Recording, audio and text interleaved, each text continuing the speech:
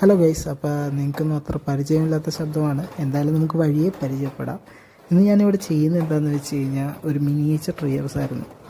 ഇത് ഞാൻ നേരത്തെ കളക്ട് ചെയ്ത് വെച്ച കുറച്ച് സ്റ്റോൺസും പിന്നെ ബ്രാഞ്ചസും ഫേൺസും അങ്ങനെയുള്ള സാധനം വെച്ച് മാക്സിമം നാച്ചുറലായിട്ടുള്ള കമ്പോണൻറ്റേഴ്സാണ് നമ്മളിത് ചെയ്തെടുത്തേക്കുന്നത്.